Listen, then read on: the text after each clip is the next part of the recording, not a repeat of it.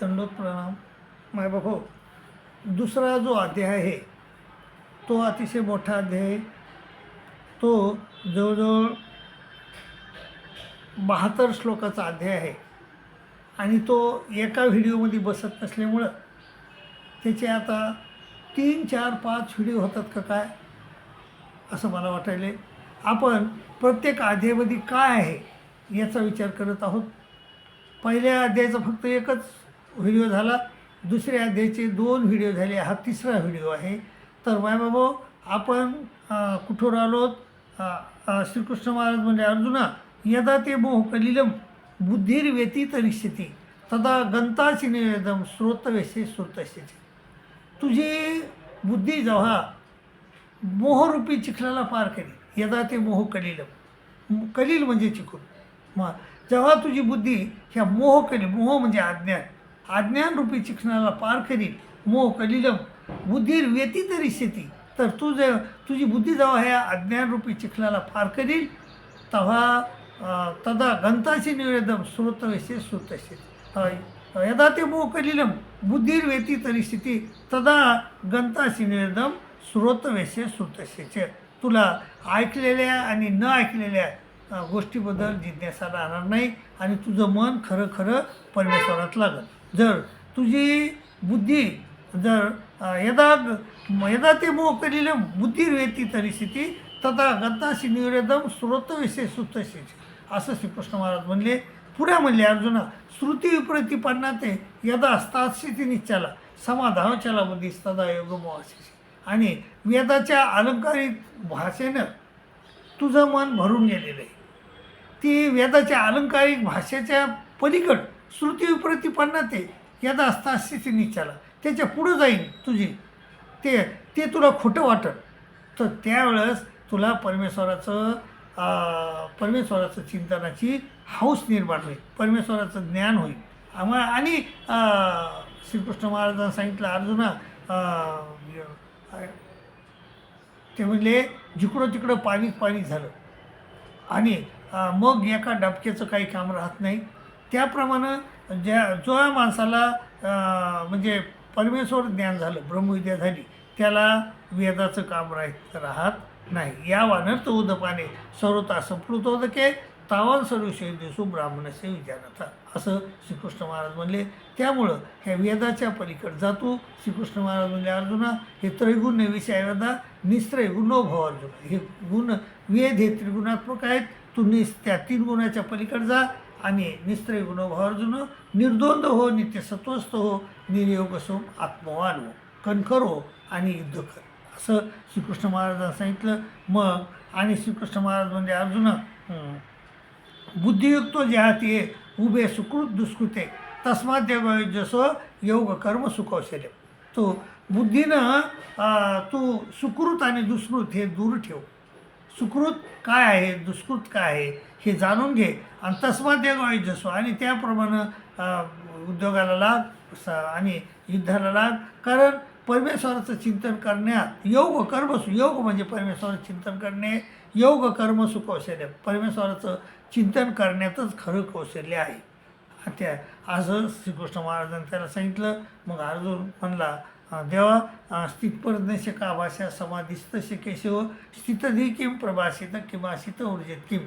म्हणजे तो स्थितप्रज्ञ माणूस म्हणजे ज्याचं मन स्थिर झालं, ज्याची बुद्धी स्थिर झाली, तर त्या माणसाचे तो कसा बोलतो, कसा चालतो, कसा वागतो, मग हे मला सांगा, म्हणजे मला त्याप्रमाणे वागता येईल. श्रीकृष्ण महाराज म्हणजे अर्जुना म्हणजे प्रजेहाती यदा कामान सर्वान पार्थ मनोगतान आत्मन्यवात्मना तुष्ट प्रज्ञाच्या दृष्टी. जो माणूस मनातील सर्व कामनाचा त्याग करतो आणि सर्वान पार्थ मनोगतान आणि परमेश्वराच्या चिंतनामध्ये जो घडवून जातो, त्या माणसाची बुद्धी स्थिर झाली अशी म्हणावं लागेल. तो माणूस खरा माणूस आहे, तो खरा म्हणजे स्थितप्रज्ञ आहे, त्याची प्रज्ञा स्थिर झाली असं म्हणावं लागेल अर्जुना. कारण कामना जर आपल्या मनात राहिल्या, अनेक कामना असतात आपल्या मनात, आणि त्या कामना जर आपल्या आपण सोडून दिले नाही, तर त्या कामनाच्या मागे लागलो, ही कामना ही ती कामना, आणि ते मिळवण्याच्या मागे लागलो, तर आपण परमेश्वर चिंतन केव्हा करणार. म्हणून अर्जुना प्रजाती यदा कामान सर्वान पार्थ बनवतात, मनातल्या सर्व कामनाचा त्याग करतो जो माणूस आणि परमेश्वराच्या चिंतनात घडून जातो, त्या माणसाची बुद्धी एकाग्र झाली असं समजावं. त्यामुळं तू त्याप्रमाणे परमेश्वर माझ्या चिंतनात तू घडून जा, युद्ध बी कर. तू मयर्पित मनोर बुद्धीर मामे वशिष्य संशय, तू तस्मा सरीसु कालेसु मामनुस्मर युद्धची, सदा सरोकार युद्ध बी कर आणि माझं चिंतन बी कर. चिंतनात घडून जा आणि मला येऊन मिळशील याच्यात संशय नाही, असं श्रीकृष्ण महाराजांनी सांगितलं. पुन्हा दुसरा त्याने सांगितलं की अर्जुना की दुःखे सोनं दिग्न म्हणा सुखे सोगत स्पृहा. जो माणूस दुःखात दुःखी होत नाही, सुखात सुखी होत नाही, दुःखे सोनं दिग्न म्हणा सुखे सोगत स्पृहा. सुख आलं की हुरळून जात नाही, दुःख आलं की कोलमडून जात नाही. सुखे सोगत स्पृहा वित राग भय क्रोध. आणि त्यानं वित म्हणजे सोडून दिलं आहे, राग भय क्रोध ज्यानं सोडून दिला, वित राग भय क्रोधा त्याची तिथं धीर्म निश्चित, त्याची बुद्धी स्थिर झाली अशी समजावा. म्हणून अर्जुन तू सगळं वित राग भय क्रोध, सुवित म्हणजे सोडून दे, राग भय क्रोध सोडून दे आणि तो युद्ध कर आणि परमेश्वर माझं चिंतन बी कर असं. आणि आपल्याला मी तेच सांगितलं की संसार बी करायचा आणि परमेश्वराचं चिंतन देखील करायचं. परमेश्वराला जरी संसाराला 23 तास दिले तर 1 तास तरी परमार्थाला द्यायचा, परमेश्वराच्या चिंताला द्यायचं. दुःखात दुःखी व्हायचं नाही, सुखात सुखी व्हायचं नाही. सुख बी खरं नाही आणि दुःख बी खरं नाही, दुःख भी खरं नाही आणि सुख भी खरं नाही. सुख तो है छाव ढलती, आती है जाती है, दुःख तो आपणा साथी है. मात्र सुख कमी येते माणसाला, दुःख जास्त येते, तो दुःख आपला नेहमी संग राहणार आहे. सुख तर कधी कधी येते आणि जाते. तर त्या सुख बी खरं नाही, दुःख बी खरं नाही. सुखात सुखी होऊ नका, होऊ नये आणि दुःखात दुःखी होऊ नये. आणि जर दुःखात दुःखी झालो तर आपण परमेश्वराचं चिंतन केव्हा करणार, आणि सुखात सुखी झालो तर आपण परमेश्वराचं चिंतन केव्हा करणार.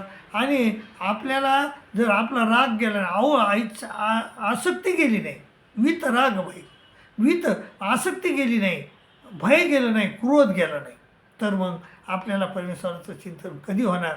म्हणून वित राग भय क्रोधा तिथं धीर म्हणून इच्छिते. आणि दुःखेसो न दिग्न म्हणा सुखेसो स्पृहा वित राग भय क्रोधा. वित म्हणजे सोडून द्यायचं, राग भय क्रोध सोडून द्यायचं आणि परमेश्वराच्या चिंतनात घडून राहायचं.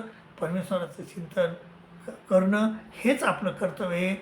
हे युद्ध करणं तर आता तुझं कर्तव्य आहेच, परंतु त्याबरोबरच परमेश्वराचं चिंतन करणं हे देखील तुझं कर्तव्य आहे. मायबाबा, अशा प्रकारचा वृत्तांत हा दुसऱ्या अध्यायामध्ये झाला आहे. दुसऱ्या अध्यायामध्ये श्रीकृष्ण महाराज म्हणले त्याला की तू चिखलाच्या ह्या मोहरूपी चिखलाच्या बाहेर जा, म्हणजे तुला परमेश्वरामध्ये तुझं मन लागेल आणि तुझी बुद्धी एकाग्र होईल. आणि पुन्हा म्हणले ह्या वेदाच्या अलंकारिक भाषेतून तू बाहेर जा, म्हणजे तुझं मन एक होईल, एकाग्र होईल. अशा प्रकारचा वृत्तांत दुसऱ्या अध्यायात घडला.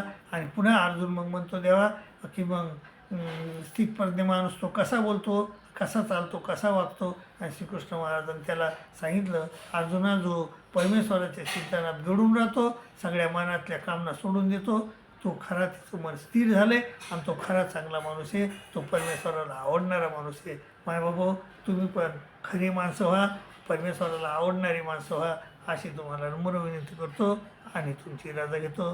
दंडोत प्रणाम, दंडोत.